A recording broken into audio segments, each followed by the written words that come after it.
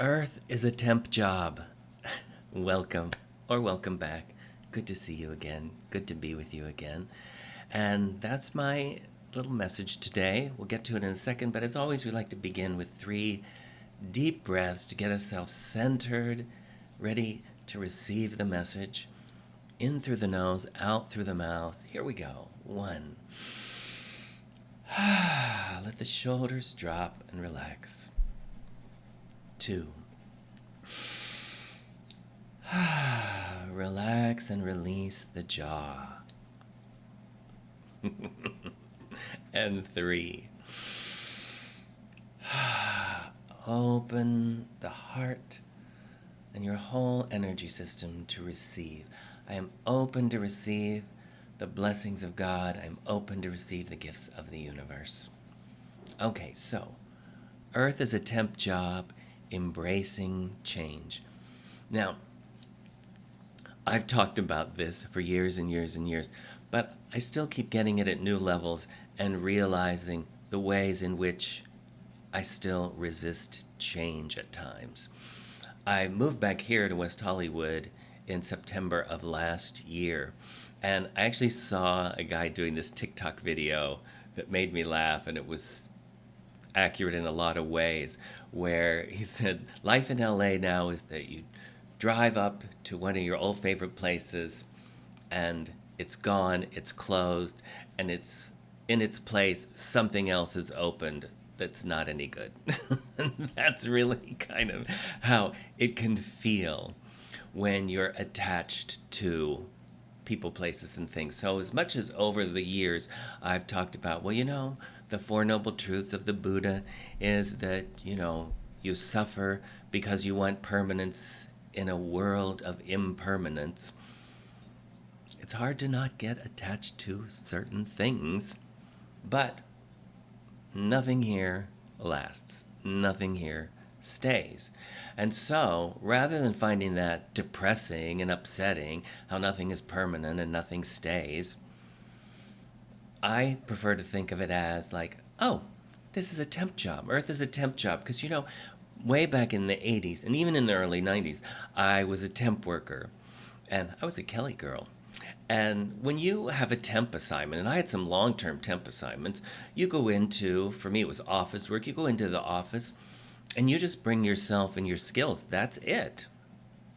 They have the desk, the computer, the fax back then, the printer, the everything that you need, right? The stapler, the pens, everything is there for you. Everything is provided, but none of it is yours. It's yours to use, but it's not yours. And I also noticed that even though I was doing the same job as a lot of people there, I was a lot happier in the job because I knew it was temporary, and because I was then not keyed into that place or any of those things as my source, which also meant I wasn't in the game. I wasn't in the game of competition and climbing the ladder and hierarchy and all of that stuff, because I was just there temporarily. But that's Earth. We're all here temporarily, and we will turn in everything. In fact, I want to read from the Crabby Angels Chronicles, the first Crabby Angels book. This is lesson number 21. Hey, I just work here. And this is the quote from the Course. All that must be recognized, however, is that birth is not the beginning and death is not the end. So then this is what the angel said. It's good to remember that physical incarnation is a temp job, an assignment to be completed and to be enjoyed. And when this assignment is over, there will be more to enjoy. Earth is not the only place in the universe, and though we encourage you to fully inhabit the role you play, try to not get so attached and territorial, even about your body. Nothing here is ever yours. It's all provided as part of the assignment, and you'll give every bit of stuff behind for your replacements, even your body. Everything gets recycled, and nothing is ever truly wasted. We have observed that the less attached you are to your particular storyline, the more you tend to enjoy your time here. It is possible, and we encourage you to be fully engaged without being attached. This does take some practice. Physical death is neither a punishment nor a failure, and length of life has nothing to do with how successful the assignment was. Many stay for quite a long time, avoiding what they came to do, while others have been known to incarnate for only a few hours and have concluded their entire assignment quite neatly. We do not see death as something to be avoided, but rather know that it is simply the end of a particular assignment, a kind of graduation, actually. So our guidance is for you is that you enjoy your own death experience as much as possible. Don't make so much of how or when it comes. You all walk out through a variety of doors: cancer, heart attacks, murder, car accidents, or just the wear and tear of an old, well-worn body. It is your constant judgments about the how and when that make death an enemy. But we assure you that when the time is exactly right, and when it is time for you to go, the very second you make that final transition, you will see death as a warm, open door that only leads to more life, not less.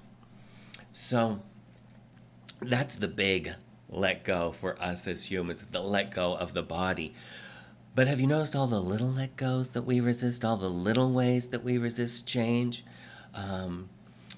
And especially things move so rapidly, it can be the attachment to, they've stopped making my favorite kind of cereal, or my moisturizer, or the model of car that I love so much, or my favorite restaurant has closed.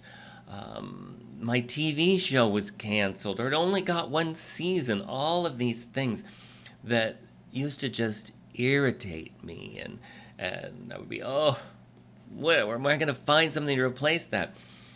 And now I'm at peace with all of this, for the most part. I try to catch myself to see that everything is on its way out. From the minute you're born, you're really on your way out. So can you just enjoy what you have while you have it?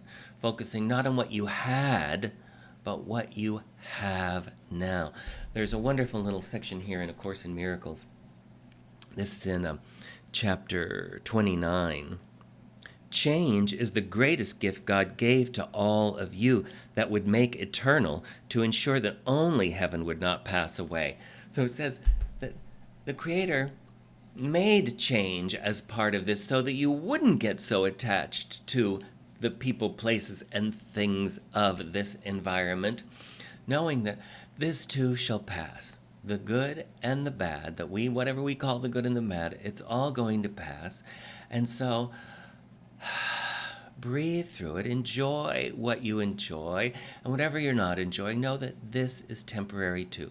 This will pass too. To be able to embrace change and not resist it. I'm not going to learn how to use technology. I'm not going to.